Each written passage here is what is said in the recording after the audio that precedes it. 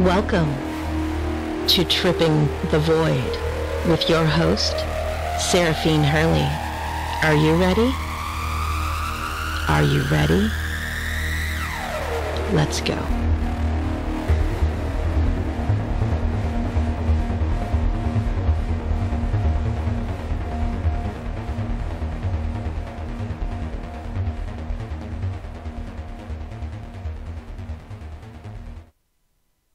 Good afternoon, everybody, and welcome to Tripping the Void with myself, Saraphine Hurley. Today's show is View Askew. Is normal real?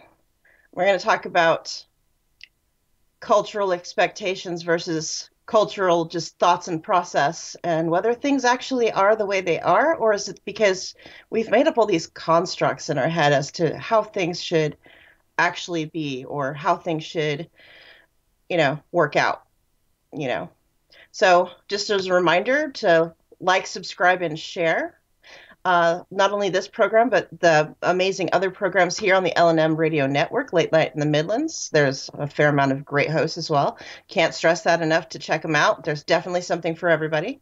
And please make sure that you donate, even if it's your time, clicking and sharing, or even if you can give $1 or a couple of bucks, or, be absolutely generous out of your mind. We definitely appreciate it, and we love everything that you do for us. So thank you in advance. Our call-in number for today and every show so far is 202-559-7943. If you would like to call in with your questions, or if you have any stories yourself about this current situation. So yeah, normal. What is normal? I was actually asking myself this for the last couple of weeks, because I face aversion, obviously. Well, all of us do, really. And that's also what I came to, is that all of us really are fighting that uphill battle of not only that fight for self, if you feel like you need to constantly stand your ground, but your own personal truth. Do you want people to know your personal truth? Are people shrugging off what you actually believe yourself to be and trying to skirt the issue of what you are? Or is it deeper than that? Or do you just think you can lump yourself into that bank of normalcy? Are you that person that believes that without a doubt, driving along in your perfect car with your perfect teeth and your perfect clothing, going to your perfect Walmart store, getting your perfect groceries with your perfect children that never cry or ask for anything, and then going home to your perfect mate? So I envy you if that's you, and I'd like to know what happened that you have such a perfect, amazing life. So if you're listening and you have that perfect, amazing life, I'd like to know how you got it, because apparently I'm doing something wrong. So, so I'd like to start with this quote, and it's by Napoleon the 14th, and some of you might already know who this person is. And yes, everyone knows that penguins go formal. So who's there among us to say who is normal? So Napoleon the 14th, great guy. Really have a lot of respect for his work and adoration, because come on, if you don't know who this is, please Google, because there's lots of YouTube about it. And not only was he awesome and funny, but yeah, very, very fun. So we've got all these perfect people walking around thinking that they can make perfect accusations about how other people's lives should be, mine included. My current situation. As most of you know, I'm actually taking care of my mother, which my sister and I essentially are both doing so. There's only my sister and I. And my sister hurt her leg last week. And so she's basically out of commission indefinitely for that reason, because she works and blah, right? So only so much she can do. So yesterday I moved furniture and stuff. I was going to not ask my nephew to help me, but I decided, you know what? I've been pushing through the night, and I've been pushing through a lot of nights anyway, into days, and everything's starting to bleed together, and I'm just going to put my hand up. I'm not tapping out, but I am going to ask for help. Well, fortunately, I had the forethought to make sure that I had staged everything. and held firm to that because I have people telling me that I should have been already finished with my project. Let me dial it back a little bit. When I first got here from Southwest Florida, where my home is in Fort Myers Beach, okay, I come from a home. I live in an apartment home. It's actually a townhouse, but it's not a bad place. It's not perfect. It's not that amazing, but it's average. You know, it's better than nothing. My house doesn't look perfect. It's definitely lived in, but it's not filthy. Doesn't look lived in by bears. Maybe, cultured wolves, but not bears. Not, I like bears and everything, but bears can be a little messy sometimes. And that's a little bit too much chaos for me. I'm just being honest. But I get here and I was flying all day. Took several rides. I actually missed my connection and was hurried and rushed. And so I didn't have time to stop by my mother's place to find out if I was going to need anything. Because I'm like, yeah, I'm probably going to need something. But let me just stop at the hospital first. Because when I was in Chicago at Midway, found out that my mother was in surgery, which wasn't something that I was going to change by being upset about it. And it's kind of a crummy place to be in. But I shut my phone off and dealt with that. Boarded my next plane and got to Seattle. Missed my shuttle. Got on a taxi just because I just was done talking and asking people to essentially be there for me. So I went and saw my mother and all that, and then made sure she was okay, sat with her until they kicked me out or gently asked me to make myself scarce. And my brother-in-law took me to my mother's, and which he left me before I could get in the door. And I stood in the middle of the doorway and about was on my knees in tears because my mother's home is, let's just say she's a hoarder. And I didn't realize it had gotten this bad until I walked in and was met with the chaos that happened after that. So from there forward to now, I have managed to move almost 1,000 pounds of trash myself. And then getting it to the truck yesterday between 8 o'clock and 9:45 when I left the dump. Yeah, that was a lot. So basically I moved all of that more than one time. And all the while between that point of receiving the information, dealing with the information, and cleaning and going through things, which I don't know if other people have been in a situation similar where you need time to process. If you can't process some things, it just becomes a lot to wrap your head around entirely, where you have everybody's expectations of where things should be, but the person's giving said expectations have not been in the home for X amount of time, B, not been in the home currently, and C, the only help I've gotten was yesterday. Even though it was offered, I need time to process things myself because I'm actively living in this.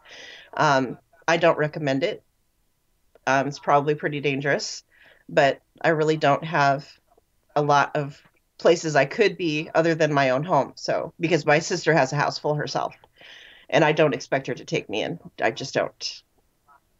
But I don't even have a kitchen. I can't cook in the kitchen. I can't, and it's not a won't situation. I don't even know if the stove works. I know the refrigerator works, but the refrigerator, I need to take it apart and steam clean it all. But I digress. This is a hard situation for anybody, not just myself, anybody to be in.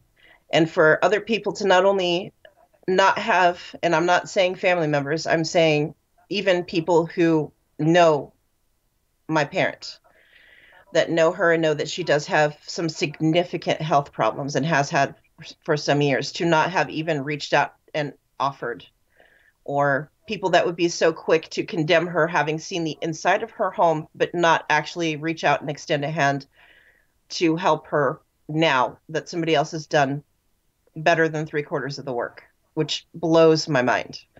It's like, you don't know that hoarding is actually considered a disease.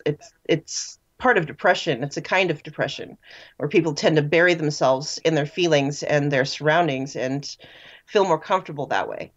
I mean, and that's just skimming over, kind of a definition. But I'm not really shocked.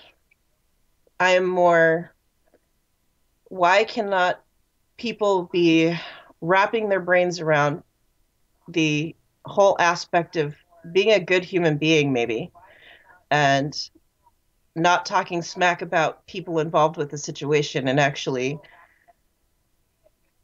caring, even just if you don't want to care about it, how about not talk smack about it, or not talk smack about the people involved, like myself, talking about how quote unquote satanic I am, or that I'm a horrible person, or how could I have let my mother go to long-term care? My mom isn't in long-term care. She's at a LTC facility.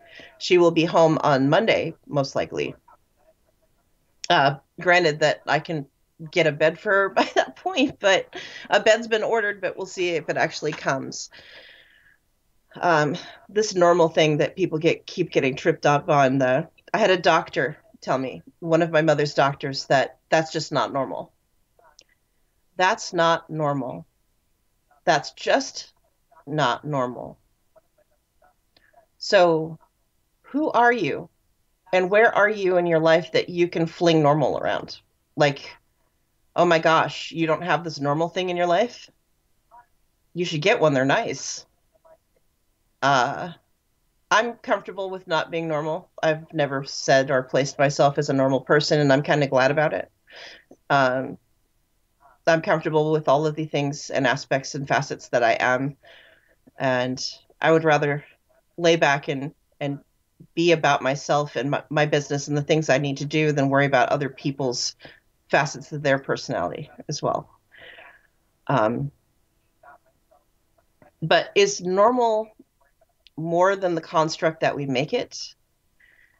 Or is normal still a relative term? Or is it become this big placard of being that, like, it's become this huge goal? Like, let's say I really want to get this one thing. What if everybody's shooting for that whole great big golden or platinum N for normal? Like, oh my gosh, I've got to have that normal, because if I'm normal, then everybody will love me. And it's like, I'm comfortable with not being loved. I'm comfortable with not being normal.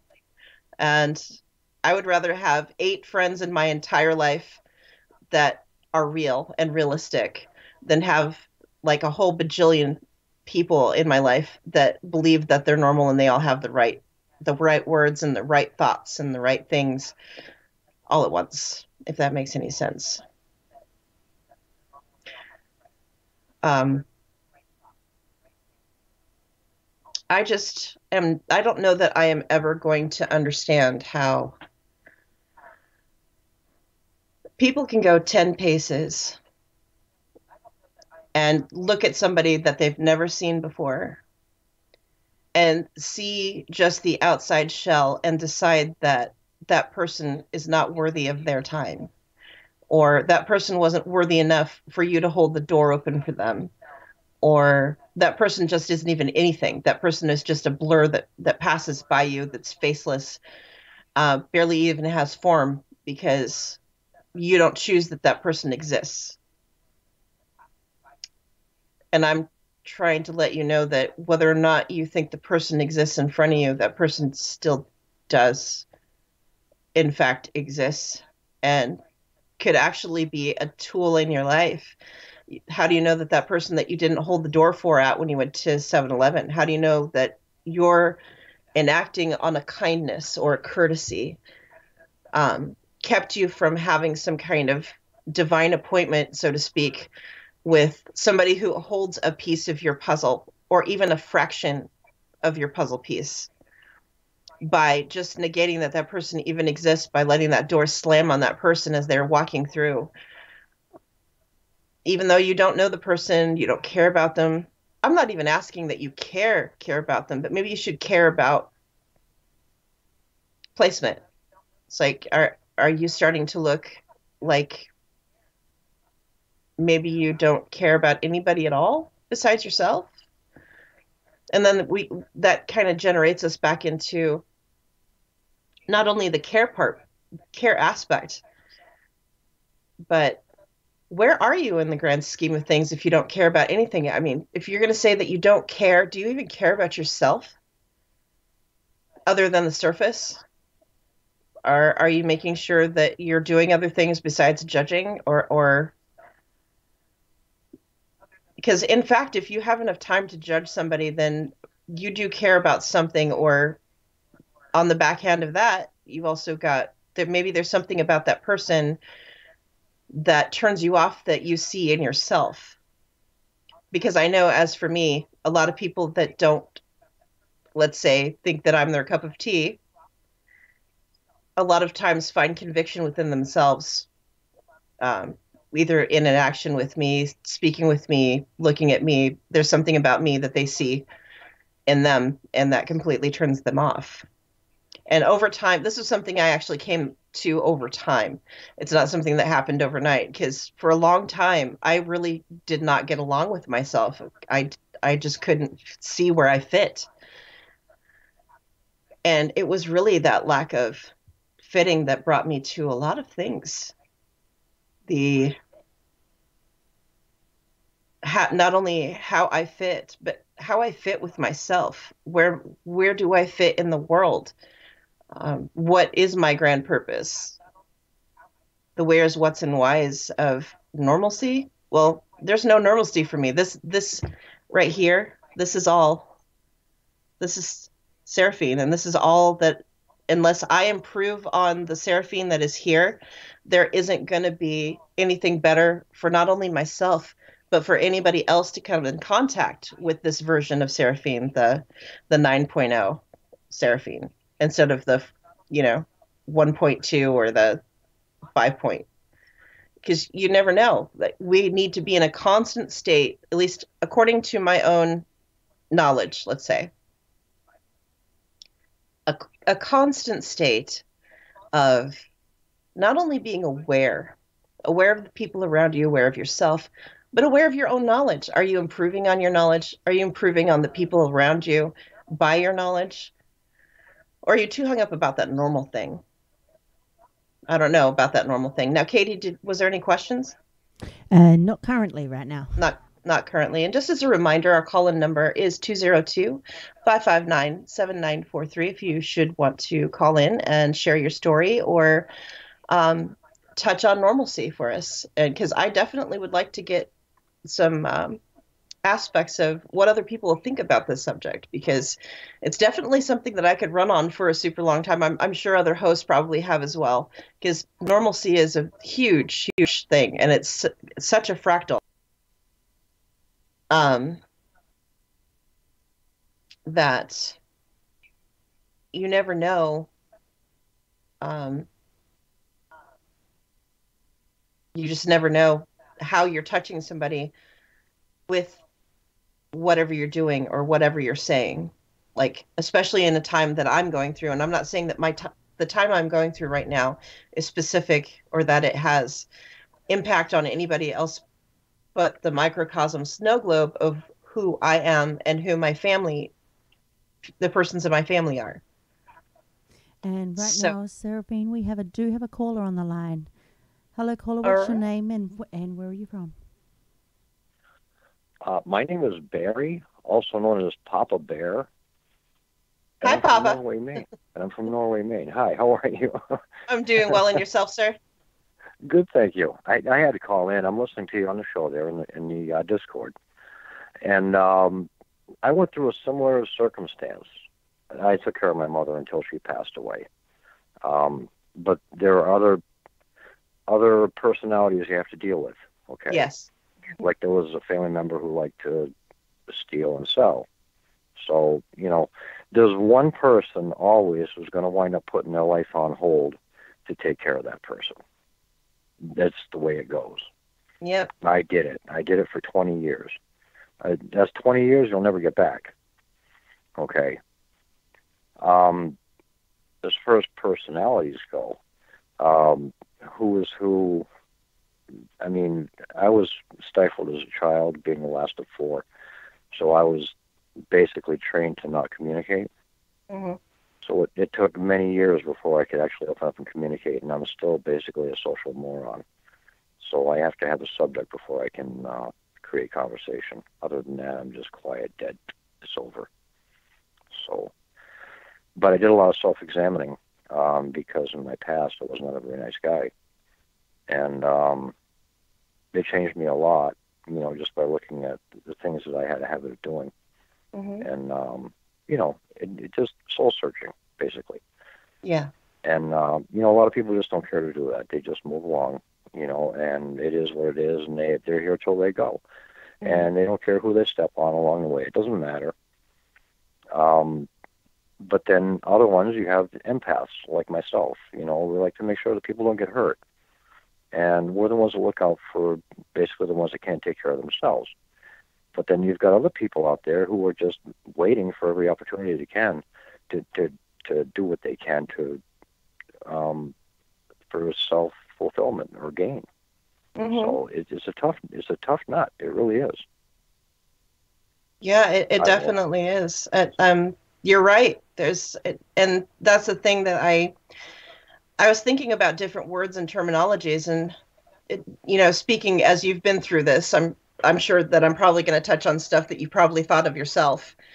And when you're sitting in a room all by yourself and waiting for somebody to come home from the hospital, and you've got all these things that you got to do, but you're also facing basically all of these people that have multiple opinions about, well, you should have already been done, or this, that, and the other thing. But these people aren't essentially hands-on in the situation. They've done it before, but they're not currently with you doing the thing because they're done. Now, I'm almost 5,000 miles away from my home. I'm displaced. I'm living out of a bag on my mother's daybed, which isn't. I'm way over 20. That's not cute. It's not. It is not cute at all. I've got my own experience, but it's embarrassing. So go ahead. And I was thinking in one of my darker moments, because I was just being super upset and hateful, and I had to pare down and go, you know what? I realize a lot of things right now, and none of this is about me directly. None of it. Right. And I can think 85, 89 million things about what I think about the situation itself. But my mother is the one who has to walk it. And that's what it's about.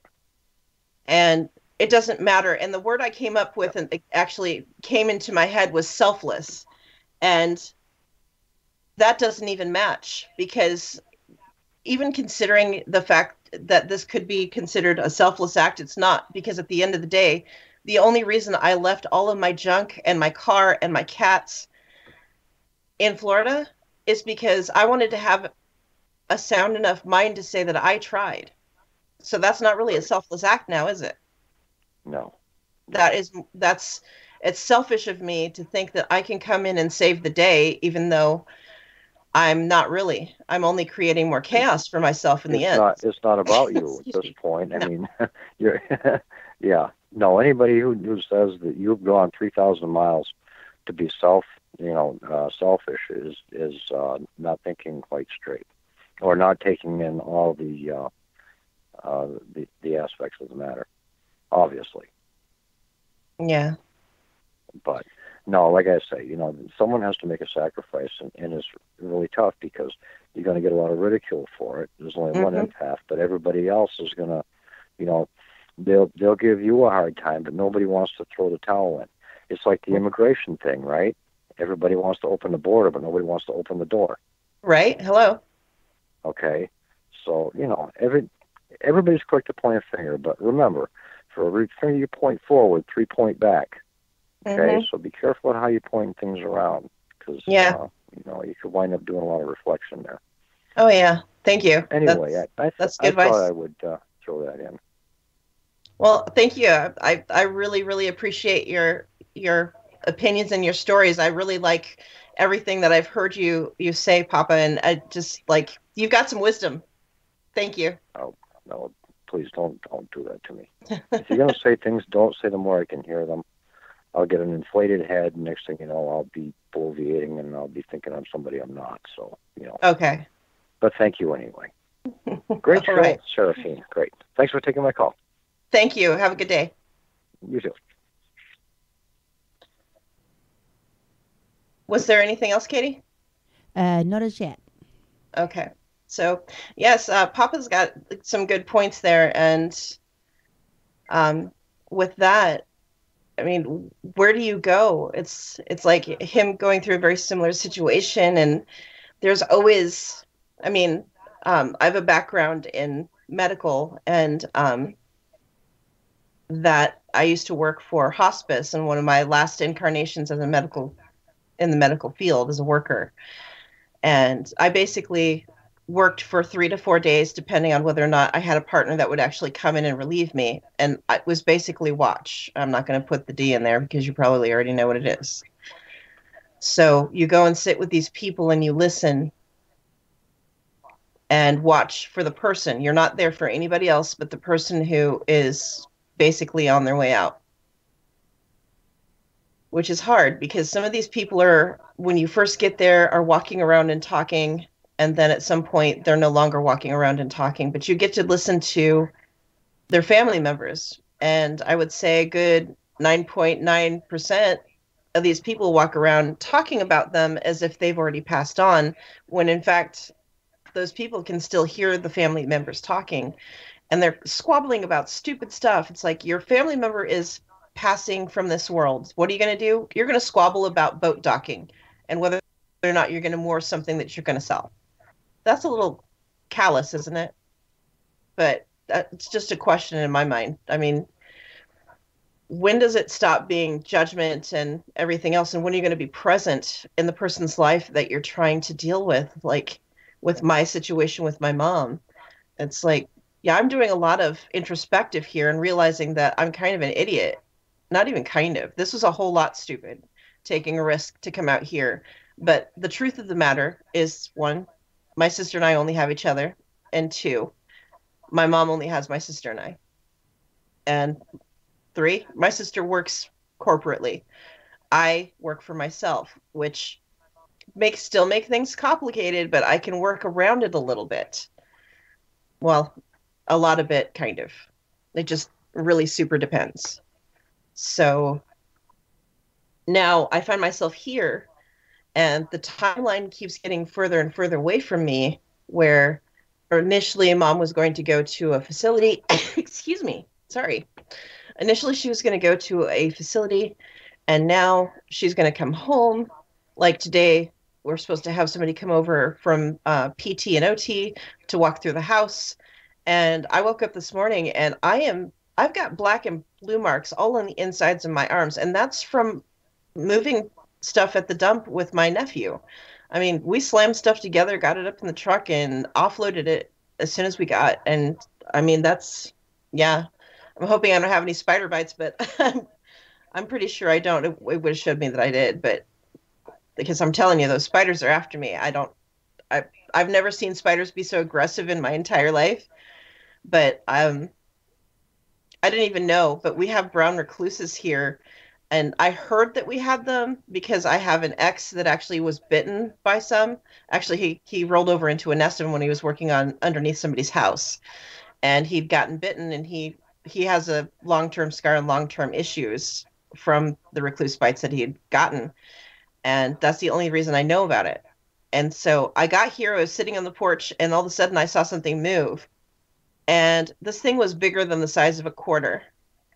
And I'd never moved so fast backwards up the steps before. I'd never seen one in person. I thought I'd seen one online, but now I know what they look like. And now I'm becoming a little paranoid because every time I move something, there's flora and fauna. And I'm normally don't do the girly thing and freak out about spiders. I'm cool and give them as wide a berth as I can. However, should they decide to pull a Miss Muppet, I'm not okay with that. It's like, don't be like, how are they trained to like come at your face or your eyes? I'd like to know that. I mean, as a side note, I mean, why are they so aggressive? I mean, I've only run into wolf spiders like a couple of times in my life that were that aggressive, and they're usually because they have babies or something like that, or they're old and sick. But these things are no joke. It's like I see anything creepy crawly and I'm like tap dancing. And I normally don't like to have to kill things because that's just me. But going back to the situation with the judgment, it's like, so this whole normal thing. So if you can walk into your house, like even me walking into my own home. So if I unlock the door and walk in and look around, am I safe enough to say that when I walk down my hallway into my living room, that I'm normal, that somebody walking in for the first time ever wouldn't see something there that would be a huge tip off saying that, oh my gosh, Saraphine needs some help, or I'm crying out for help in some way, or maybe something else? I mean, it kind of makes you think it like in an alternative universe, maybe I'm the hoarder and maybe my mom's the one fixing it. You never know. I mean, maybe I've got too much time to think about it right now. That could be it too. But yeah, deep thoughts. It really makes you turn the mirror on yourself and go, what are you doing this for? And why do you let people tell you things that aren't the greatest? And the truth is, I don't really have a lot of choice. I mean, I've sat there on my mom's bed waiting for her to give me information to go forward with, even just regular ADLs of paying bills. Go ahead. Hello, this is Christopher Wayne Fisher from the chat. Hi, Christopher Wayne. How are you? All right, nice to meet you both. Nice to meet you as well. Welcome to the show. Thanks. I have a comment, not a question. I don't think there's anything as normal, really. Yeah. Through my life experiences, there was nothing normal about me one bit. Like, how so, Christopher? Spiritually, until I was like 8 years old, I had things at night move around and I couldn't explain it. It used to freak me out as a kid. I used to see things. And that made me scared of glow-in-the-dark stuff, so I always wanted to sleep in a dark room with nothing glow-in-the-dark, no lights or nothing, because have that stuff move on me. It may seem weird, but that's how my life as a kid at night was. Scary experiences. Yeah. It's definitely something that isn't real normal for a lot of children growing up like that. I know for myself that I had a similar experience when I was from a child to an adult, and it makes it a little complicated, but I don't fear the dark. I'm actually, when I was younger, I kind of explored that more, and I didn't fear the dark any longer, but it's kind of really hard when you first start, those things start happening to you and you have no idea. So you're right. Yeah, and I had the weird dreams and shadows to go with it. And as a kid, I was a foster kid, so I even did not know my heritage, so I couldn't explain what was happening in that regard either. Oh. I had no one understand me, so it's like it made even scarier. I bet. And now, since I found my real family years ago, like 20 years ago, everything just makes sense. After learning my history and stuff, it's the rituals were Roman that I saw. Like you were seeing rituals when you were a child, or like a recollection from when you were smaller, or in dreams. Okay. And they were humation rituals, like in like in catacombs and stuff like that. Wow. That's pretty intense. And it comes to find out, I am French, Irish, Monegasque, and Italian, and those were the typical burial rituals of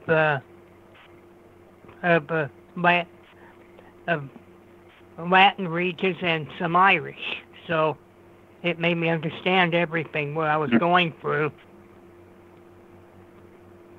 So now you understand a lot more than when you were smaller? Is that essentially what you're saying, Christopher? Or is is this, even though it's not normal, is it more understandable for yourself now that you've had some of these questions within your head answered, or both?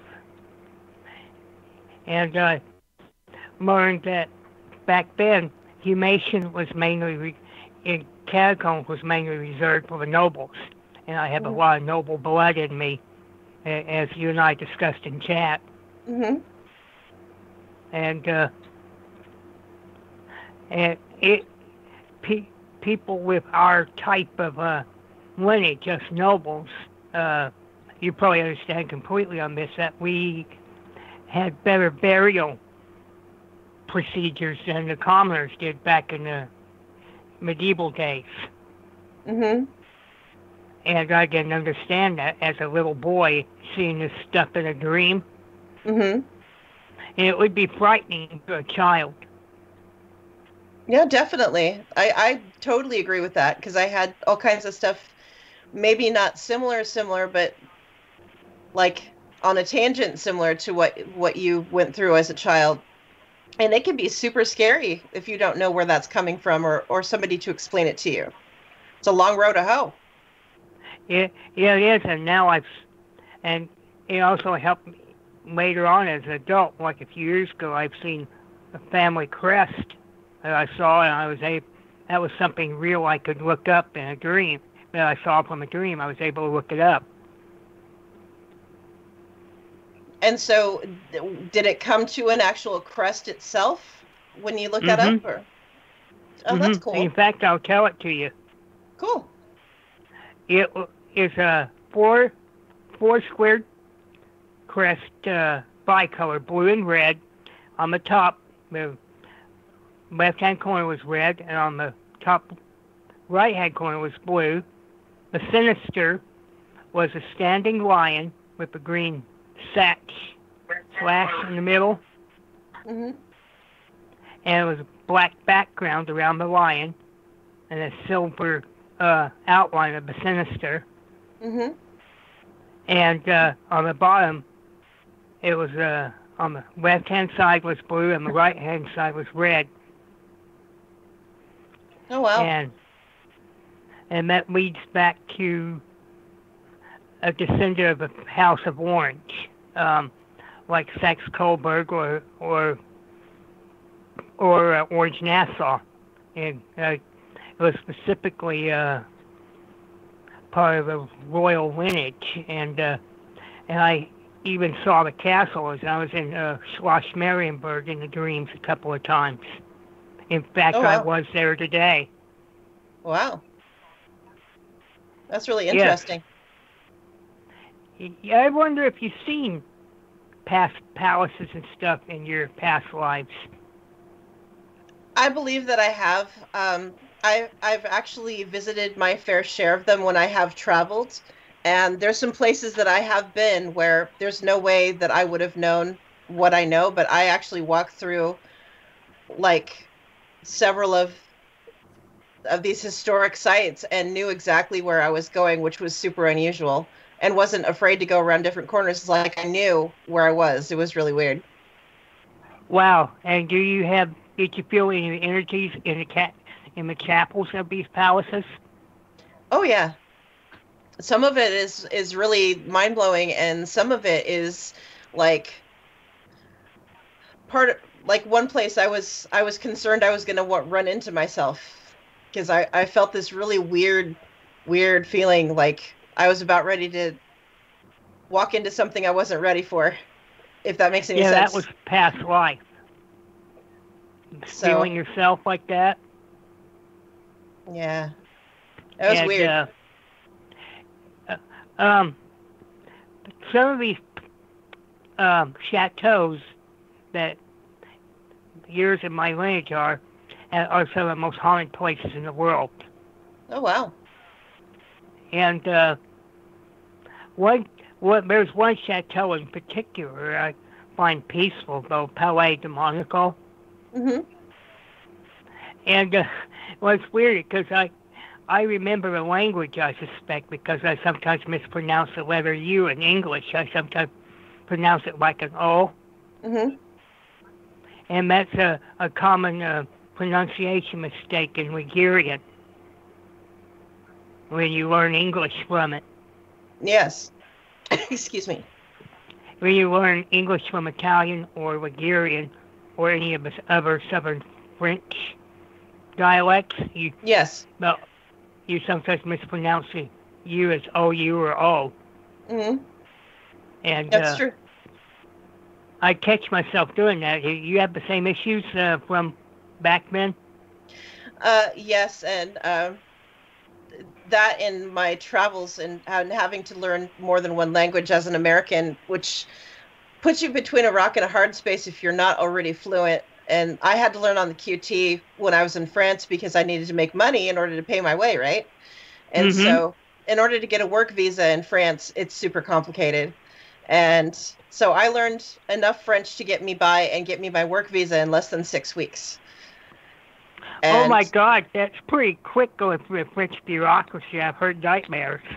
Oh, I know some bureaucrats myself, so it was a little more expedited than normal. But that helps. It does. Thank gosh for the French, I guess. But other than that, I have, like, let's just say that when I'm super tired or other stuff, it's like people think I speak really funny, and I may speak funny, but it's because my brain sometimes like degenerates into other language, and it's because I've made myself stupid, I guess. What language do you consider yourself as most past life-wise that you know the best without having to pick up a dictionary? That's a true test. It would be French. Say, me particularly, the Southern French dialect of like Ligurian or Languedoc. You heard both of them? Yeah, my sister and I's father is Basque, so so yes, I'm familiar. Yeah, so like I tongue twisted somebody. You probably heard this phrase before. Questa Boimica Familia Majoro. You've heard of it? Oui. And yes, I have. You're of the royal family. Yes. I heard that a few times in dreams. Oh, wow. Yeah. And Saraphine, you do have another caller on the line. Who is the caller, and where are you from? Thank you, Katie. Hello. Yep, hello. My name is Joe, and I'm originally from New York, and now I live down south. And first off, Saraphine, love your show.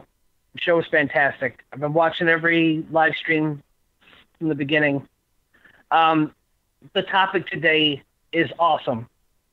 Thank you, Joe. I'm glad that you like it. Yeah, and I have. I was going to tell you about one thing that happened to me a number of years ago, and while I was sitting here, I thought of something else that happened also regarding the whole normal thing.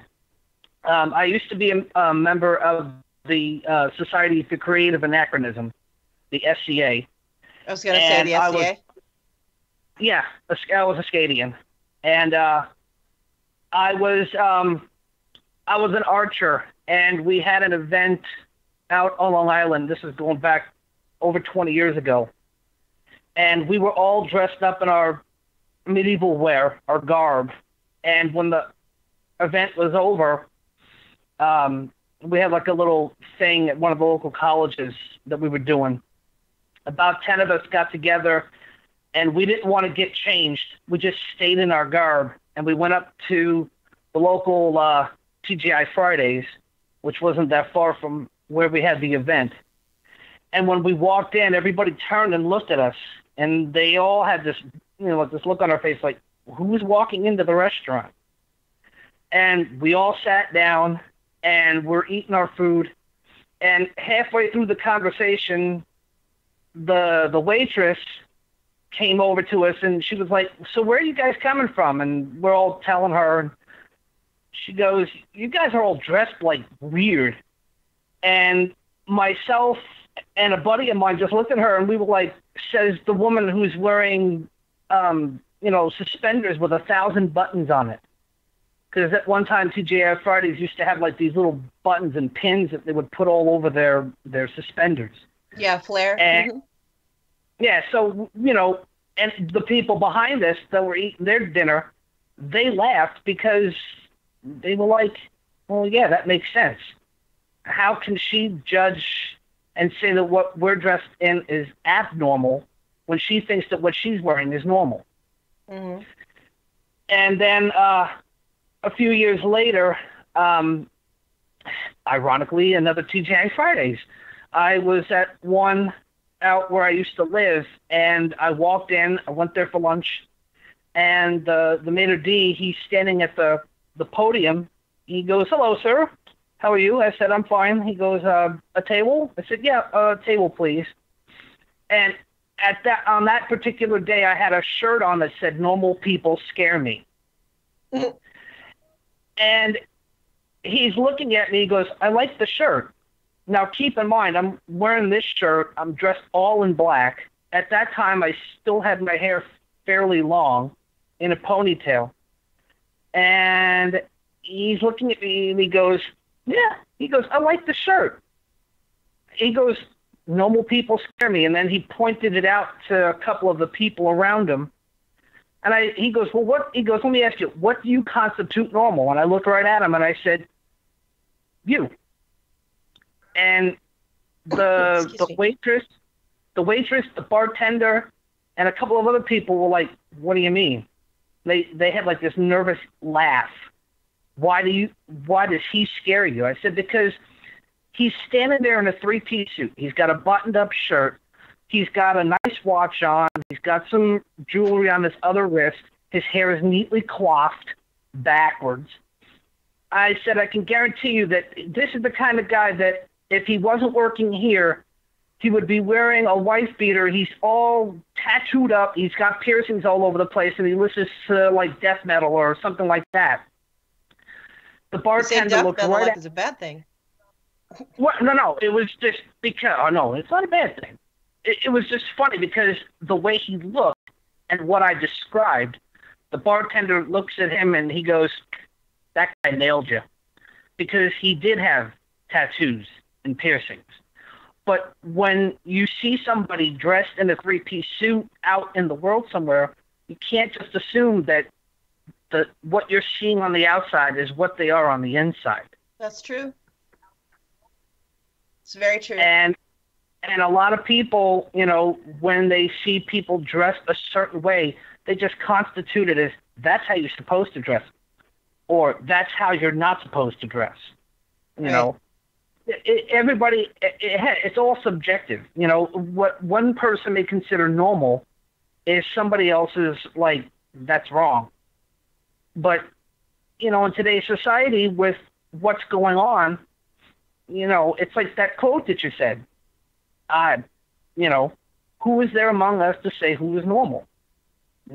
I can't think of a more appropriate question. Nobody in their right mind has the right to go say that me wearing, a mine outfit out in the middle of nowhere, that's crazy. That's abnormal. When that same person is probably, walking around in a birthday suit when they get home from working all day. Hey, man, if it's your house, you do what you want. Right, as long as you're not hurting anybody, you get down with your bad self. Right. That's all I gotta exactly. say. I mean, come on. Yep. All right. Well, I have to get going, Saraphine, but I just have one more quick question for you. Do you have any T-shirts or anything, like any merchandise out there? Because I would love to walk around with your T-shirt down in Times Square.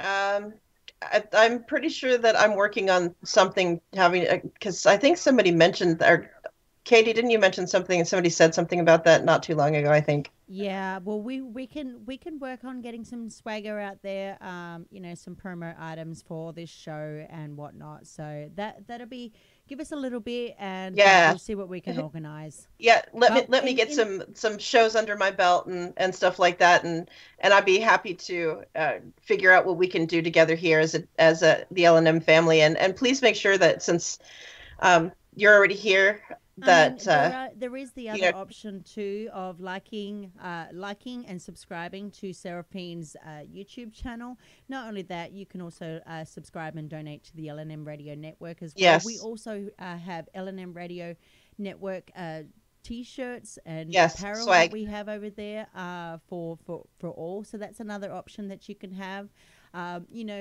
All proceeds help the network and help the shows to be aired on the network anyway. So that's another option for you to do. Not just Saraphine, but just for the network in general, because without everybody knowing the network, then this show wouldn't exist.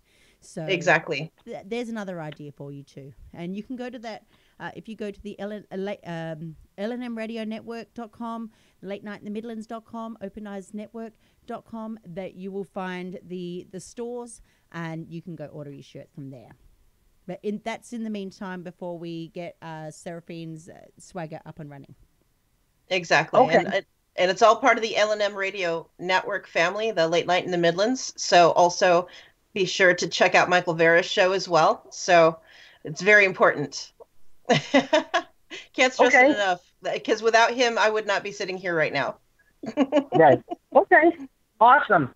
Well, I thank you for your time, Saraphine. And like I said, the show is sounding awesome. So, yeah, and I'm just going to keep listening to you.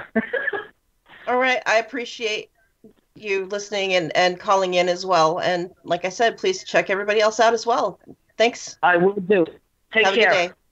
You too. Bye-bye. And Saraphine, we do have another caller on the line. Not quite just yet. I will give them a call back so that they can connect with you. Okay. This lady is from the chat room. Her name is Marie. So just hold tight for 2 seconds and absolutely we will get her back. Thank you, Katie. I appreciate you. And I think here she is. Hello, Marie. Hello. How are you? I'm doing well. How are you doing? I'm good. It's good to hear you, and welcome to the show. And did you have a question or a comment or a story? Well, I have a story. I was raised in I was born a psychic, and I was raised as a psychic, so I'm not normal. Well, that's a welcome breath of fresh air. Yeah, my mother actually helped me hone my abilities. Oh, that's very cool. Yeah, it is. And I love your makeup. I'm sorry? I said I love your makeup. Oh, thank you. I didn't know you could see me. I know a lot of people just choose to be in the chat, and so yeah, thank you. Yeah. I appreciate it. So you can see my face. Oh my gosh. Yep. But yeah, I'm like, why? I forget people can see me sometimes. But yeah, yeah. So with your mother, and so your mother was as psychic as you are, or you both had the same ability? Period. Yes, our family line consists of psychics, the women's side, and also the male side. Oh wow. Yeah. In Chris's case, the male side. Wow. He's like one of the rare ones, I think. Wow, that's really interesting. Yeah, it is. It is. And what, if you don't mind my asking, Maria, at what age were you aware that you were psychic? 1.5 years old. Wow, that's an early recollection right there. Yeah, my mother told me all about it. Wow. That's really interesting. Yeah, it is. Really? So that's, I mean, growing up that way is not, and realizing from the out the gate that you're definitely not one of the normal people. Yeah. That, sorry about it, not normal. I'm gonna fit in the basket or that peg or whatever. And then now, were you, if you don't mind my asking, were you generally okay with that, or was it also kind of hard? I was generally okay with it, and then it was hard at the same time because townspeople didn't like it. I can understand that definitely, because growing up that way myself, it was hard. I didn't have anybody that really looked at it as a normal thing. It's not really a normal occurrence in my family line, and it's on my mother's and my father's side, but it seems to skip like every couple hundred years and then show up. And so you either get one aspect or the other, and I got all of them. Oh, that's awesome, Saraphine. But when you're a kid, it's kind of a hard thing, when you're growing up, especially, and I'm not saying that it's easier for guys. I'm just going to preface before I say the next thing. It's not, I know that it's most likely not. My human experience right now is female, so that's the only one I got to go on right now. Yeah. But I know that us females, we go through some stuff when we're getting to be a woman or whatever, and that whole self-loathing, self-doubt thing that happens, and then you add being an empath or being psychic or anything else from that broad spectrum into that, and it makes it so complicated. Even if you are comfortable with it, you're still going to face aversions and people who are not going to be so happy with the fact that you're not a normal person and you're okay with it, or you're still struggling, but yeah, it's still harder, at least in the way I look at it. It is, but the harder things make us stronger in a lot of different regards. And now look, we're here now, and this is what we're doing, and we're trying to reach out to people, let them know it's okay to not be a normal person. So definitely okay. Saraphine, do you believe in past lives? Yes, actually. I believe that it's definitely a thing. I've seen hands-on stuff. I've read many a case file that's absolutely undeniable. Yeah. With some of my past lives, it's like weird. Like how so? Like one of them is like you could ask one of the gals on the chat. She used to know me as a guy. I mean, I knew her as a guy. I was a princess. Not princess, cool. but the Duchess or whatever it was. Mm-hmm. Yeah. I was thrown off the tower. Oh, no. I'm the one in Romania that was thrown off the tower. Oh, wow. Yeah. Yikes. That's not a good way to meet your end, that's for sure. No, and I had a dream about it. Wow. Yeah. And so the dream was pretty vivid? Yes. I could tell trees were flying past me, and by the time I got to the bottom, I woke up. And you woke up and like, darn it. Yeah, darn it. I know it was a dream, but I know it's also a past life. Right? Yeah. Wow, that's pretty intense though. And have you been having like the same dream ever since, or? Different ones. And so you were saying that your cat recognizes you as somebody else? No. My friend on the chat. I'm sorry. That's why I repeat. No, don't. That's why I repeat. So I'm making sure I understood. So your friend in the chat, and so your friend, and how does your friend recognize you? I don't know how she does it. I don't know how Purple Princess does it. Well, you never know, because like I said, stranger things have always happened. That's why it's great to keep an open mind and always be testing boundaries and learning from each other, Yes. Because this world is never ending in its scope of things that can happen at any point. So just keep our minds open and be teachable. Yep. Oh, I also had a joke, but yeah, I will save that for the Neelys. Oh. You save it for Katie and Daryl? Yep. All right. I think Katie has heard it. But I did I'm also a ham operator. Oh, cool. Awesome. Yeah, you know what those are, right? Yes, I'm absolutely familiar with that. Yeah. We will rule the world. Yes, we will. All right. So I'm going to go and because I'm getting my chai. All right. Well, thank you so much for listening in and being part of the show today. And I can't wait to talk to you again in chat. And nice to meet you. Yeah, it's nice to meet you too. So we'll talk to you later. Yeah. Bye, Marie. Bye. Thanks again.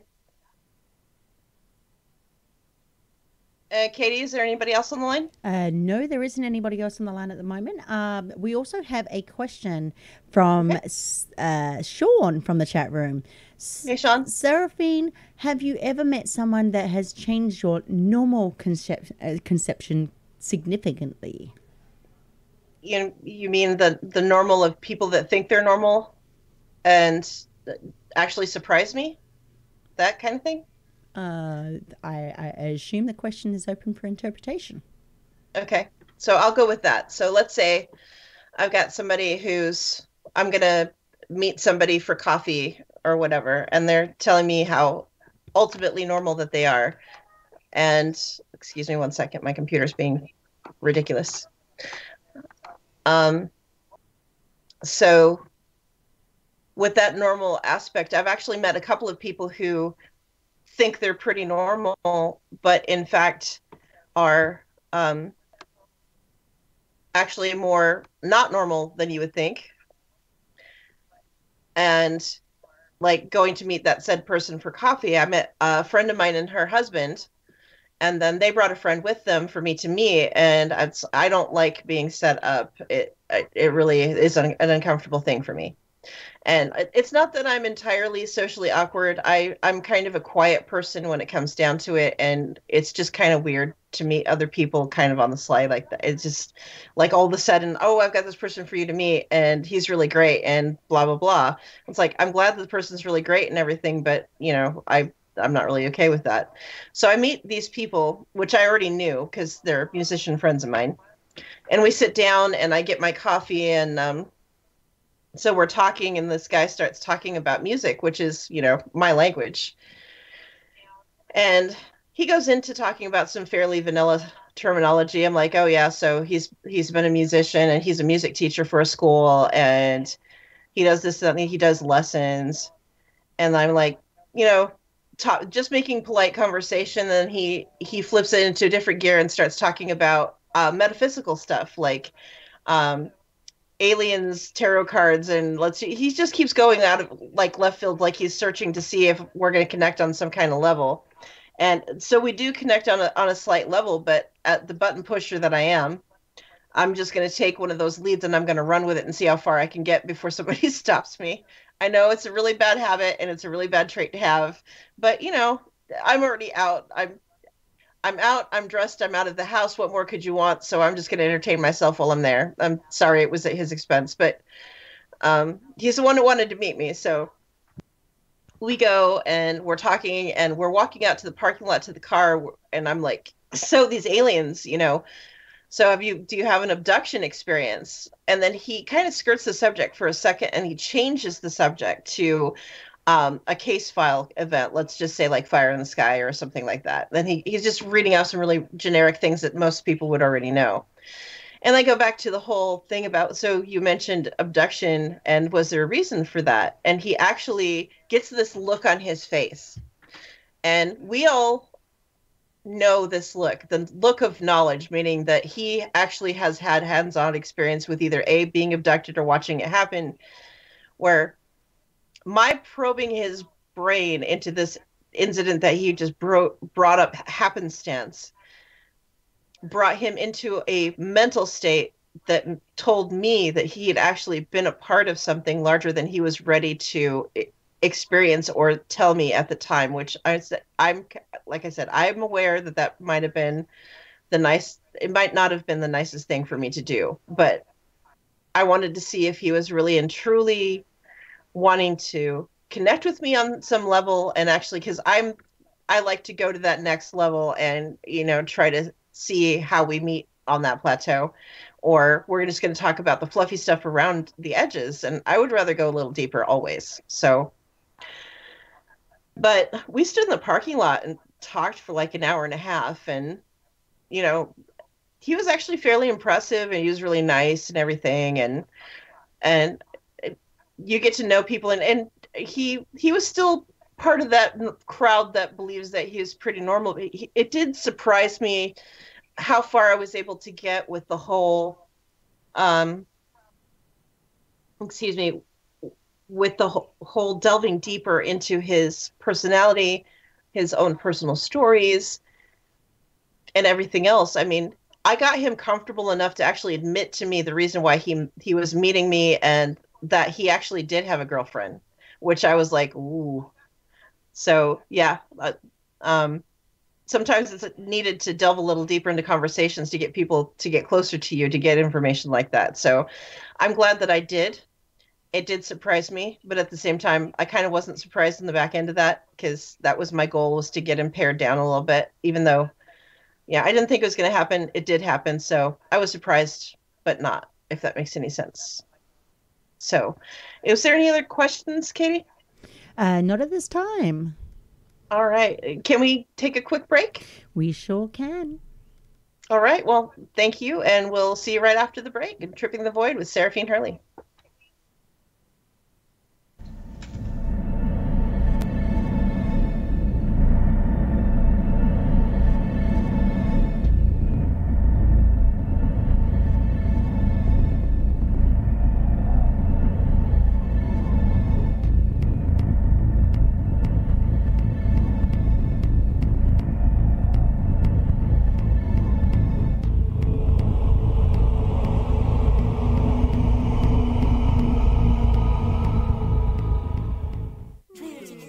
Available now, Troll Spray.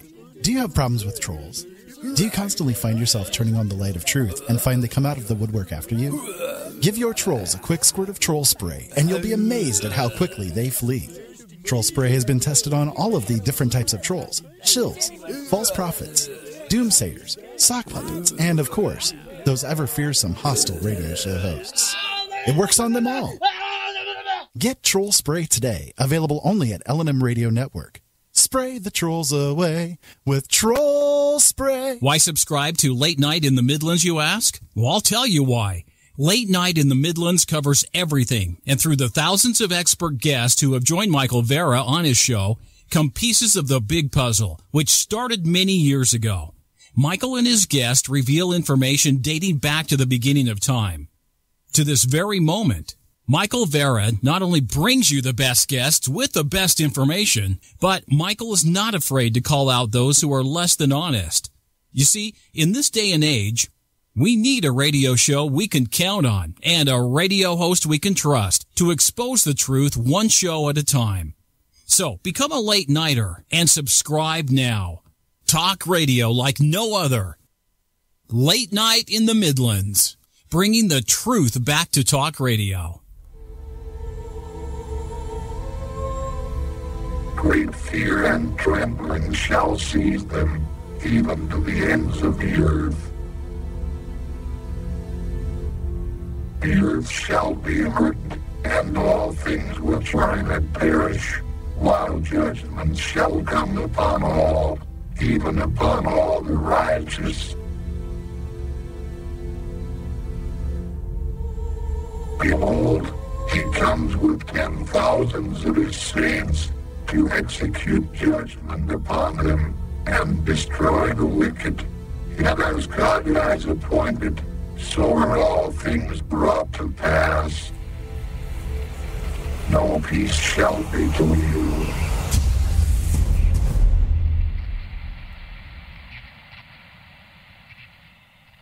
Do you think social media is the end-all be-all? Do you live and breathe by Facebook and other platforms? Do you spend hours and hours endlessly going through posts by alleged friends in an endless quest to have a life? You need Fake Away, available exclusively through the LNM Radio Network. Our crack scientific teams have worked tirelessly to perfect this product and have made it available to you through this limited offer. Fakeaway can solve the problems suffered by you and many others. It can help you understand you have been snowed by the fake media, the social media biases you encounter every time you click refresh, and even help your hair grow by keeping you from pulling it out over the smallest offenses. Get Fakeaway today, only through LNM Radio Network. Fakeaway is not for shills, disinfo agents, lovers of politicians who keep screwing the country, constant end-of-the-world predictors, liars, hostile radio show hosts, or snowflakes.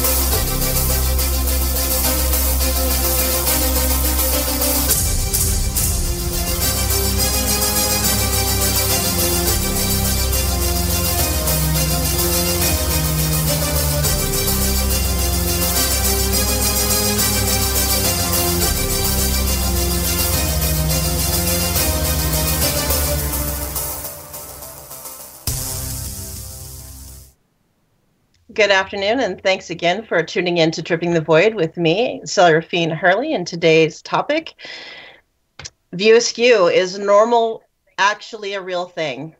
So please remember to like, subscribe, and share, as well as with our other Late Night in the Midlands crew here that we have, which Michael Vera, which I like to say thank you very much to, and as well as Ira Robinson and the whole LNM radio family, including our fans and our listeners, especially, because we would not be here if it weren't for you. And just thank you for all your hard work, dedication, and listening hours to not only LNM, but, you know, our parent shows and the shows that keep us alive. And just thank you for being there for us. So can't stress that enough. But thanks again for listening. On our call-in number today, if you'd like to be a part of the show, if you have any questions or if you have a story you'd like to share as well, that number is 202-559-7943, and I'd be happy to take your call. Once again, we're talking about that normal. Is normal real at all? Or is it just only perspective? Is it... I mean, how quick that we come to judge not only the situations that we're in, but situations that are belonging to our loved ones, situations that are a lot of times none of our business. It's like we seem to be so free to have all these judgment processes about what is supposed to be normal for everybody else, but we're not so easy to turn that mirror onto ourselves and go, well, are you normal? Do you think that everybody else is not so normal? So that big platinum or golden N that everybody keeps flipping around, it's like, is this the new status symbol that I am just so crazy normal that you just can't even believe that how normal I really am?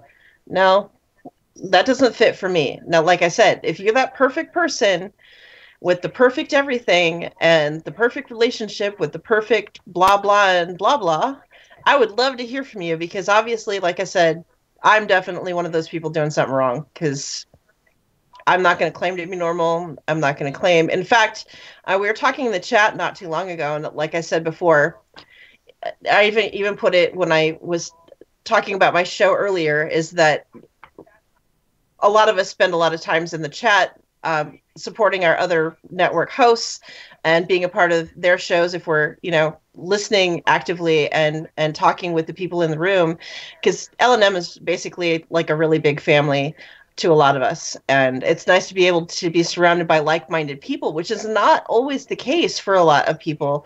Go ahead. We have a caller on the line. Hello. How are you doing today, Miss Saraphine? Well, hello. I am doing okay. And yourself, sir? Well, you have the great Odin on the phone, and I'm going to tell you about some norms. All right. I mean, I love the way your show is going, but this topic is really a topic that can go many directions. Oh, yeah. Normal is not normal. It's just like the paranormal is normal. Mm-hmm. There's no such thing as a normal in this world. I mean, look at what this generation has created. this millennials. They said that you could be a Swedish meatball, you could be bisexual, trisexual, quadsexual, whatever you want. Normal has been stripped from the books in the literal sense. And when I look at normal personally, I can only say if it's not genetically modified or genetically created, or how can I say, nothing in this world could be really normal, and this world, so to speak. But, you know, I lose thought sometimes when I really want to discuss the word normality. Mm-hmm. So what normality would be something that's consistent in all facets. And that doesn't exist in this world anymore today. I mean, yes, we have normality when it comes to the ideas of erosion. We have normality when it comes to ideas of the growth of plant life. Well, not really anymore, because we can now genetically modify it. And that's what's happened to this generation. Normality, well, the world itself. Normality has been stripped. And that's a form of indoctrination, normality. And that's one of my favorite areas of diffusing, which is indoctrination. I mean, normality in the belief system. Well, that's been stripped too, because guess what? Now the Pope said that hell is not real. I mean, when people start doing the research, you'll learn that normality does not exist in any form or facet unless you try to equate it through science. Mm-hmm. But that's just, I mean, that is just a huge ball of wax when it comes to the idea of culture, identity, ideology, sociology. It all forms into one mode. But my question for you would be, since Marie brought up past life experiences, has anyone ever had a past life as an insect? That's a good question. Because, I mean, everybody says, you know, I was a dog, I was a cat, I was a bird, I was this, I was that. But has anybody ever been a plant? Or has anybody ever been a rock or an insect? I mean, they are all living organisms upon this planet. Now, my idea would be, my conspiratorial idea, based on the science of it, would say you should be able to have a past life in any direction. But then on the other side, I would say if you had a past life as an animal, which animals are not indigenous to this planet, indigenous, I'm using the word, because they have genetic modifications, and you can see that in science, all animals are, then we humans who have quote-unquote spiritual energies or soul within us could only go into something that is quote-unquote not of this planet. Right. I mean, what do you think? And I'll take that answer off air. Well, I believe that in things that have personally happened to me in some way or form. And so that's what I base my belief system on, is things that have actually already happened to me, or things I've felt, things along those lines, right? And so I've had deja vu. I have had instances when I was walking, like I was talking to Christopher in the chat, and we were talking, and when he came on the show just recently and was talking about past life a minute. I don't know if you caught that part, but when I was walking in France, there's several places that I've been to where I knew exactly where I was going. And there was one, and I don't get creeped out easy at all. However, I do get creeped out when I feel like I might be in danger or in danger of knowing something that maybe I'm not supposed to know. But other than that, you know, I really do believe that it definitely is possible for the past life thing to happen in all aspects. I don't say no to anyone for any reason. If that makes any sense. Go ahead. We have another caller on the line, and I think it is Papa Bear. Welcome back. Hi, Papa Bear. I've got Skype on this time. This is a little easier for me here. Okay. And I feel a little more at home. Anyway, this is how I am. Usually after I hang up, the wheels start turning, and you're on this normal thing. What's normal? It depends on who you are, I guess, right? I mean, to a narcissist, right, empathy is not normal. Mm-hmm. Okay. Lying would be normal, covering your butt, lying to cover your butt. That would be normal. For the empath, it's not normal. Okay. No. And so it depends on the personality type that you are that would dictate what we would so-call normal. Yes. Right? I mean, there are so many different personality types. You've got empaths and sociopaths and psychopaths and narcissists, and, right? I mean, we can go through all the adjectives. Right. But there are so many different personality types that no one can say what is normal. The only thing that's normal is speech, I guess, or day and night, and that's about it. That's about it. Male and female, that's, it's supposed to be normal. It is normal until people make it abnormal. Right. But these are abnormal people that that's what I call abnormal. Gender selection, it's like they cut it out. I mean, genetics are genetics, if you want to be male and female, that's wonderful. Count yourself among the cattle. Mm-hmm. But people go by masculine and feminine, and you're either one or the other. Right. Right. That's true. That's a good, simple way to put it. I mean, if you don't want to go into the generic tangents of I'm this, this, and this, and just go, well, I was born this way or this way. So there you go. That's a simplistic form. Exactly. So, I'm masculine. I'm not male or female. I'm masculine. Mm-hmm. And if you want to put me in the category of male, now you put me in the category with cattle. And go ahead and do that with my paperwork, but not with me. That's something else. Yeah, I'm the same way, Papa. I really, really get hung up on, and I try to have as few hang-ups as I can. I mean, I made it this far, but I trip on things where people try to go, well, you're this, or you identify as that, so I'm going to call you this. I got a lot of hang-ups, but it varies depending on the mood, right? Yeah, it kind of depends. It's like if I'm having a tough day and somebody flings that, oh, you look like a vampire, it's like, some days that's not going to bother me. Some days that's going to be like, thanks. Right. Really. Exactly. Everything is subjective. It varies depending on the mood.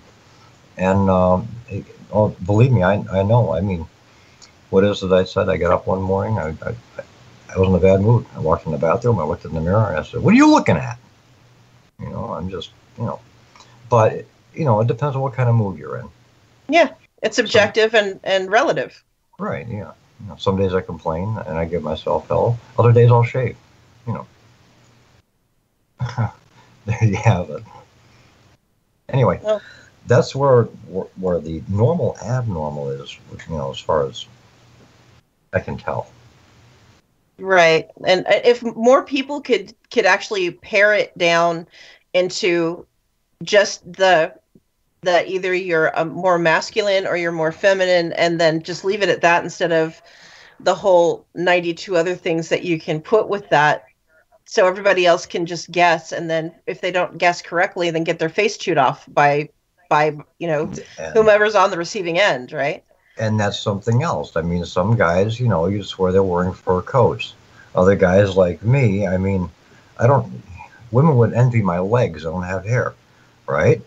But I'm still, this is masculine. I'm a guy, I mean, I can grow a beard. I've got hair, but, wherever I'm covered up, there's no hair, pretty much.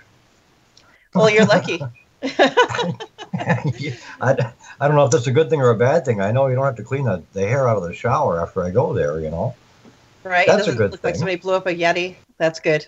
Yeah, exactly. It's not like sleeping with a teddy bear or anything like that. But then again, I mean, how how many guys really have like smooth skin, right? That's true. There's not a lot, but I mean, you never know. You're a wrestler and you shave your body, you know, and you go through all that stuff, but or a runner, or yeah, you know, but hey, it is what it is, right? Mm-hmm.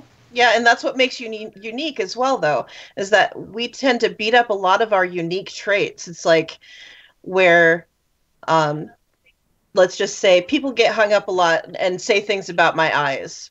Well, it actually kind of, I've learned it kind of bothers me over time because nobody ever comes up with anything too creative. It's always something, your eyes. Well, I think my eyes look weird. My sister's eyes are so black. I mean, they're so black you have to take a flashlight to see her pupils. They're so brown. Wow. And all of her children have these really varying differences of dark green eyes, or not green eyes, but brown eyes. Her and her husband have brown eyes.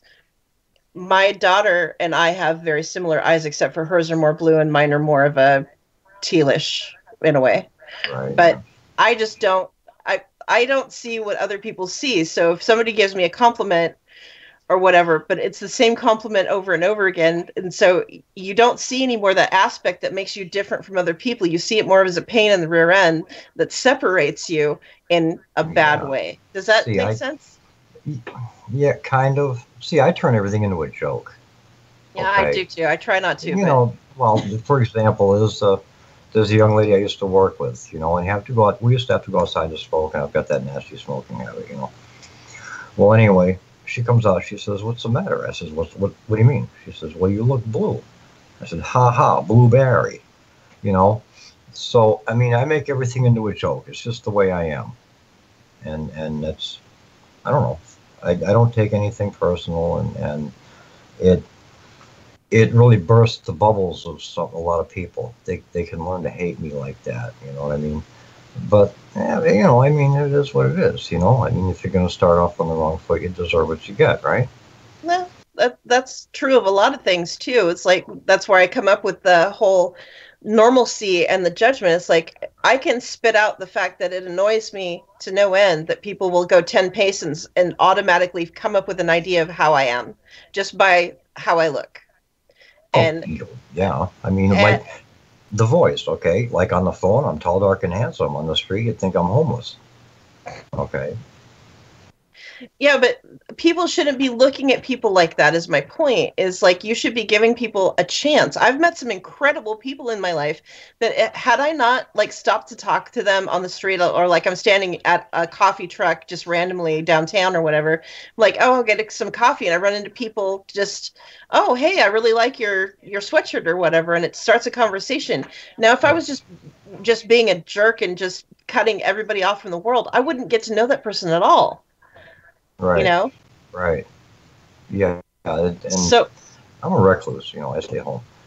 And usually when I go out, it's like, and I always make conversation wherever I go. It's always the wise guy thing, you know? It's like at the checkout lane. It's like, yeah, I come down here once a week. It's the only place where I can get the young ladies to check me out, you know? But that's me, you know? Yeah, and that's the thing. Like I was stating on a social media page, is like, people struggle with how they're going to take me because I have a running commentary. I always have. I've always been kind of a smarty pants. Not even kind of. That's just being nice. And people don't know if I'm just outwardly that way, but it's kind of my armor at the same time. It's right. like just know that I'm putting it out there that I'm actually in public and out of the house, so I'm gonna stretch my legs a little bit and maybe, you know, talk to a few people.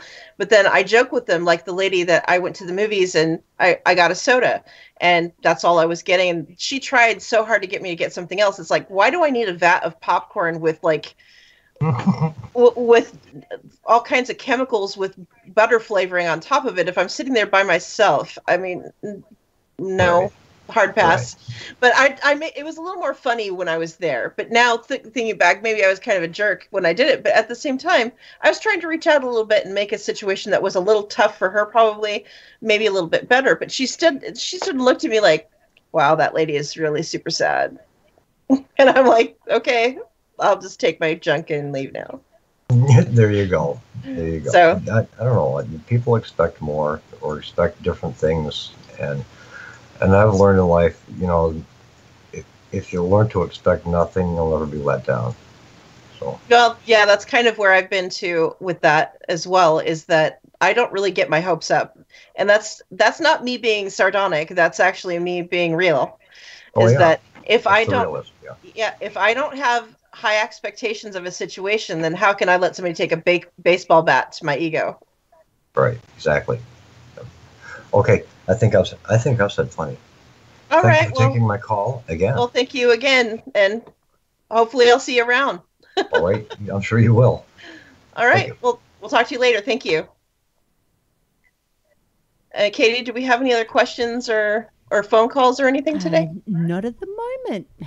Not at the moment. All righty. So, yeah, with all of these perceptions and guesstimations of normalcy, or even how we outwardly project ourselves onto other people, like when I'm out in public, my personality is like this all of the time. That Saraphine is Saraphine here, and Saraphine is Saraphine out when I'm driving my mom's car around, and my facing judgment even when I'm driving my mother's car, and then having to check myself even when I do that, because it's not that I don't like my mother's car. It's that you get so far in life and then you realize, oh, I missed my car. But isn't that kind of a double standard, that I'm digging on my mom's car because my car is so much nicer? And then it brings me back into having a conversation with my sister when I was actually looking at getting a different car. And my car's not bad. I've got a little drop top Chrysler that I drive. And I really like it. It's really comfortable, and it suits me. Now, was I looking at other cars? Yeah. Do I like the car I have? Yeah. And then finding out that my mom is going to need a car really soon. So it kind of gives you kind of a perspective. And then I get here and drive her car around, and then have all these people looking at me like, well, man, you need to get out of my way. My mother's car has some significant issues. Oh my gosh. Like, trying to get up a hill in this car is amazing. And the people that will nearly run you off the road because you're not going 5 over the speed limit. It's like, so I'm working this out in my head. So if my mother was in fact driving this car, which I can guarantee you she'd be doing a little slower, up this gigantic hill. So I'm going to go up this gigantic hill, and she's going to get run over by all these people. That's just rude. It's like, do you ever think of the people that you're passing on the street, or passing going up a country road because the person ahead of you is not going fast enough? Or, incredible things like that. It's like, when it's dark in the country out here, there's no street lights. It's pretty black. And which is fine normally if I would be driving by myself, but since people seem to be coming the other way with bright halogen headlights on, I get blinded. I've had several eye surgeries in my life because they found me to be actually legally blind when I was 16 years old, and had to have several eye surgeries after that. The eye surgeries made me light sensitive. So bright light blinds me. So LED and halogen headlights make it seem like somebody just took a bright flash from a camera and just put it right in the middle of my eyeball, and it blacks me out where I can't see. So my automatic response is that I have to jam on the brakes, which is not cute. So I'm driving down these country roads. You have people mace you in the face and then don't take their high beams off until after they've passed you. It's like, trying not to be judgmental. It's like trying not to be a jerk and like flip somebody off or yell and scream. And when you're already in a stressful situation, it's kind of hard to behave, and be actively thinking about your place in the space of this world and society, where you're a tiny fish in a great big pond, and your existence is menial in comparison to, whether or not rice grows in Southeast Asia. So if it was up to your ability to live and die and rice production in Southeast Asia, I would be willing to bet that the rice production probably come before you as a thought. I'm just saying. But are you important to somebody somewhere? I'm willing to bet that you are. Do people think about you? Yeah, I'm willing to bet that there are some people who do, for the good or for the bad. But it's once again, we've got to get out of our heads and think of our own perspectives. It's like, do I love myself at the end of the day? Can I deal with the things that happen in my life and for all the joys and successes or the decline or decrepitude of things that just tend to go south? It's like, excuse me, that things, I try to look at things as a glass half full kind of situation where no matter what, my glass is half full and it's got Kettle One in it and it's beautifully iced and it's ready for me anytime I want it. So you know what? It's still half full no matter what. It's hard to hold on to that, especially when people are trying to run you off the road or talk stuff about your mom or talk stuff about you and I may not be letting this go too soon, but I just really don't understand how people can sit in front of you actively, know you all of your life. And even though they're trying to make jokes about certain things, that some things just are not funny. Like my turning some random quote that was supposed to be salacious and directed at me. And this isn't a paranoid thought. This was actually something that happened. That somebody that has known me since I was in a car seat decides that they're going to ask me about how many partners I've had, because they were talking originally about my sister and her family. And then, oh, you have a daughter, don't you? Well, yeah, I do. And I was married to her father. And no, it doesn't matter, but it makes you feel so entirely exposed and so defensive to think that you're all of a sudden going to lash out and defend your own honor, because in that moment, that's the only thing that you're thinking of is like, why are these people attacking me for no reason? All I'm doing is sitting here waiting for these people to leave so I can help my mom do stuff, but these people are happy to pick on me for no reason. So I basically turned a joke about me into a bigger joke about me, because that's where it was going to go anyway. So my point was to, instead of lash out and go, well, I'm going to stand my ground right now and bring my claws out, because that's what they were expecting me to do, was to lash out and bring my claws out.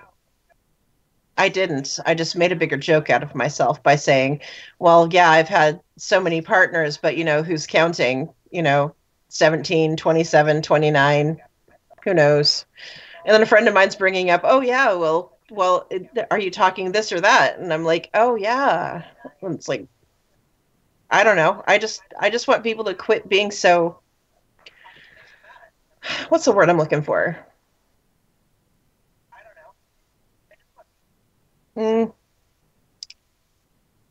There's a difference between making jokes about people and their lives or their life choices, and there's a genuine interest in them. So why would you reach out and damage somebody on purpose? Somebody who's already obviously tired, and which doesn't matter in the grand scheme of things. Or, at that point, I hadn't eaten because I was going like 2 to 3 days without eating, which I realize is on me, but I couldn't eat at that time because my stomach is just too bad. And I know myself. So if I were to eat anything, it would have been a problem. So other than that, I'm still having a really hard time understanding where people come from as far as the normalcy thing, where you're just so incredibly normal in your life that trying to knock somebody down off of their proverbial peg is something that's going to position you to be a better person somehow? Question mark? Are you a better person for thinking about somebody in an aspect that's not the nicest? Does it make you more interesting to, what's the word I'm looking for? Just basically and genuinely pare somebody down to their most fine compartments that you think that they have that are in a negative light. So let's say, oh, I don't like Saraphine because she's got long black hair, or she dyes her hair black. That's one big thing that people say. Well, why would you want to dye your hair black? Well, I've been dyeing my hair black for years. I'm naturally very, very blonde. People ask me why I would want to cover up naturally, absolutely blonde hair. Well, the black, for some reason, looks a lot more like my own personality than the blonde does. I do have pictures on my social media of what I do look like with my natural hair. Well, according to my sister, as natural as ever it will be. So you can take that any way you like. But just people scaling people down and pairing them with their own little knives and tweezers to get down to that very fine point where they're going to have that exposed nerve and lash out automatic. The automatic knee jerk of, you said something and now you're going to pay for it situation. So what is going to bring you to that point? Have you been in a situation where you felt like, obviously, you're going to have to not only reach out, but you may have to reach out and stand your ground? What makes you want to reach out and stand your ground? Absolutely. If you have an answer for me or a story, please feel free to call the 202-559-7943, and we'll be happy to take your call. Once again, I'm looking to see what does it take to get you to stand your ground? Is it something that you're automatically on the defense with? Is it something that you're, do you walk around with a chip on your shoulder? Your personality is that chip? Like, my sense of humor, like Papa Bear seems to have a very similar kind of sense, where he said in his own words that he turns things into jokes and that it just comes easy for him. I tend to come at it, sarcastic. I have hot and cold running sarcasm 24/7, and that's kind of a talent I've had since I was a child, is that talking deadpan about situations that most people would find more uncomfortable than not is kind of a skill. It's like, I'm going to find the most thing that you find the most uncomfortable, and I'm going to bring it out in public. Yeah, I'm that girl. Hello, that's me. At least I'm aware that I do that. I'm not as bad as I was before.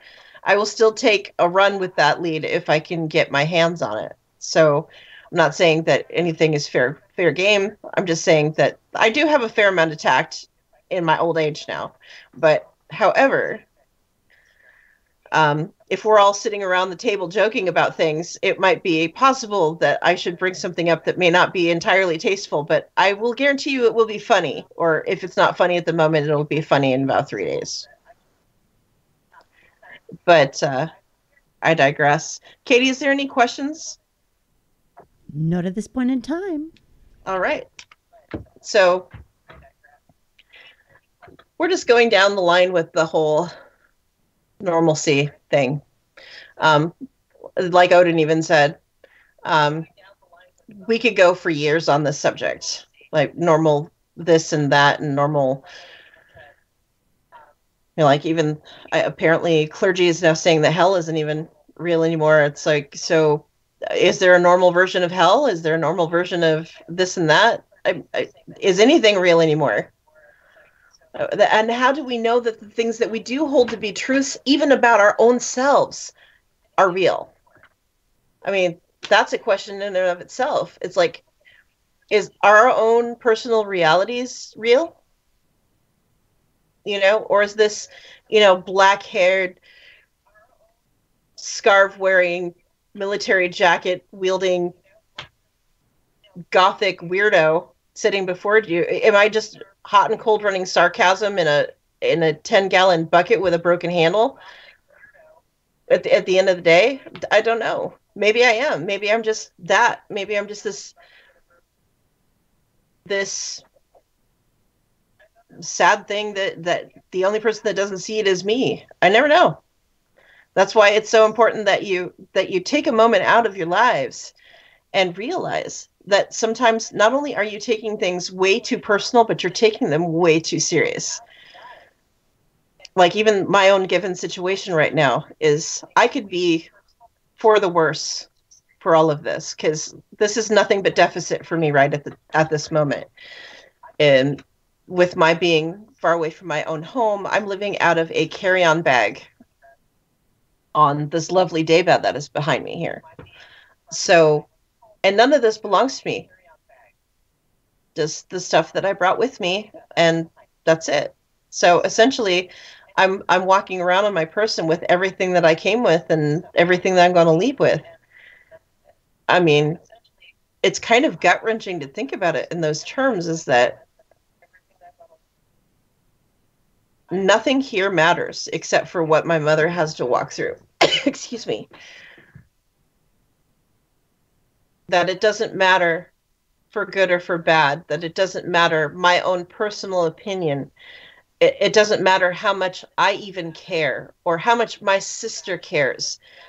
Her aspect and perception of how things are going, or if things are right and good in her eyes. These are all things that are her own perception and my perception, and they're not going to be the same. Because they're going to be two sides of the same coin, but they're going to be heads and tails. And neither of us know which is the heads and which is the tails, because it's perceptive. And what exactly, or where do you go with this? I mean, even reaching out with that little flag and saying, this is what I have, and this is what's happening, and I need a minute. I've actually used those words, I need a minute, and been caught on the back tail end of that with, well, you've had this much time. Well, having said that there's this much time, we're all given the same amounts of time. What we do with that time is what is of the essence. Now, do I have other things to do in that time frame? Yeah.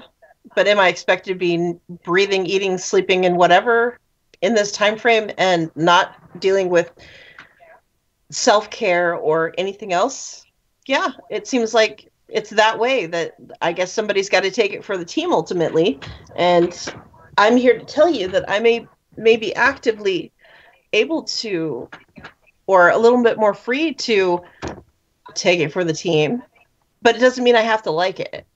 It means that I'm aware of the things that have to be in play. It doesn't make me a better person. In fact, it probably makes me a little more jaded. And I even used the words with my mother, and I had to catch myself on the way out. I said, well, that's really unfair. Well, who's that unfair to again? I'm not the one who had a ruptured gallbladder that's turned for the worse. I'm not the one that's got to walk around with a drain. I'm not the one that's in a long-term care facility waiting to come home. I'm not, can you really go backwards into that other person's life that you're affecting? Absolutely. And go, this is the things that I'm aware of at current time, that, there's nothing normal about that situation. Another point that I wanted to bring up real quick before we do end up the show, because we are running short on time. Okay. Daryl come up with a good statement. Is normalcy the sum of perception and experiences? Where does it begin and where does it end? That's a really good question and statement. That in and of itself is the answer to the question, really, because it all seems to be perspectives, doesn't it? Because it's happening, we're all having a human experience as far as we know, correct? And so we're recording all of these things that we feel happen to us, or are oughts, or differences, or even experience, period. And then do we pull a normalcy out of that? Like, it's normal for Saraphine to blah. This is my action, this is my reaction. In the grand scheme of things, it's fairly unpredictable, I would say, that since it is based on perception and all that other thing, that it's going to depend on what happens, when it happens, like Papa Bear said, how it happens, basically, the thing that caused it to happen, and the moods that are involved. That's a good point, too. And then how it's recorded into our brain or our psyche or whatever you want to say. And then we're going to replay that over and over into, was that fair or was that normal? And then we're going to wield that normal thing again. The whole, well, I don't know about the normal, but what do I do with that? So I think it's a checking of weights and balances all the time. I know a lot of people don't have the patience or energy or time to be dealing with all of that. But I seem to have a fair amount of time on, well, not really a fair amount, but a decent amount of time to be looking inward. And in the time that I've been looking inward, I've realized that a lot of the stuff that I feel is not fair or not normal is a perception that I'm just affording myself to make another excuse for it to be okay for me to feel a certain way. Now, in my brain, is it okay to feel that way? Yeah, but how is it affecting other people, like my mom? So my feeling a certain way got me calling her because I had to make certain phone calls to do an appeal for a certain thing. And explaining to somebody who's already in pain and in a chaotic mindset that certain things have to happen, this is what's happening, and it's basically a fairly unexplainable situation because of the way state guidelines and things of that and law come down. Now, when we're all dealing with stuff like this and trying to explain that to somebody who's not, and also adding to her pain factor and her confusion level and her stress level, excuse me, I have my allergies. So we have all of these factors, and it's kind of mind-blowing to think that no matter any way we slice it, there's all kinds of things that happen. There's all kinds of actions and reactions. There's millions of different things. And then if you want to bounce it off of some other perspective, you can go, well, what if I am in an alternate universe and this was happening? Is there another set of Saraphine that would be going, well, just because I'm playing devil's advocate, why don't I do this instead of that? Excuse me. So instead of doing the right thing, and I'm using that loosely, right thing, that I'm only doing what's right in my perspective, which would be my Seraphine's version of normal. So this is normal for me, that I think it's okay to drop everything in my power and perspective and then wind it up into everything that is me and in being and in play right now, and then roll it up into that next phone call or roll it up into that next answer or roll it up into, this is kind of where it lands, is that ultimately it's choices, actions, reactions, and being absolutely, without a doubt, aware of your current perception, the perception or possibility of perception of other people. And then just, I'm not saying altogether pump the brakes. I'm saying just maybe you might want to tap it a little bit and go, maybe I want to slow my roll. I'm going to slow my roll, give myself enough time to think before I make a bigger, excuse my language, rear end out of myself. Because we're not always doing the good thing. We're a lot of times doing a selfish thing for selfish reasons, even though it's under the guise of the good thing. But please make sure that you're checking to, even on my end, making sure that my normal is something that is a tangible, attainable goal. Even if you don't have to use the word normal. So that's where we're kind of landing here with our perceptions and everything else. So on that note, just thank you for listening here to Tripping the Void here with me, Saraphine Hurley. Please remember to donate to LNM Radio Networks. Please check out all of our lovely, lovely people here we have in chat. We have our hosts. We have Michael Vera. We've got a lovely, lovely listing of other great hosts and hostesses. Like I said, if you haven't found somebody to listen to regularly, I definitely encourage you. There is so many people. I'm pretty sure that you will find the right one at the right time to listen to, especially if you're sleepless, if you just want to listen to the radio, or if you want to improve something about yourself. I know I myself have learned several things listening to other people's shows, and they're all great things. A lot of people are very knowledgeable on the subject matter that they deal in, and It's opened my eyes a lot of times. So I thank LNM Radio Network, and I also thank the powers that be that I'm here, and thank you all the subscribers and listeners and other hosts as well for being a support as well. So you guys have an excellent day. Please like, subscribe, and share. And thank you for being part of today's Tripping the Void with Saraphine Hurley. Enjoy your Saturday afternoon. This has been Late Night in the Midlands, Tripping the Void with Saraphine Hurley. I know I enjoyed the trip. Until next time, Saraphine Hurley with Tripping the Void. Later.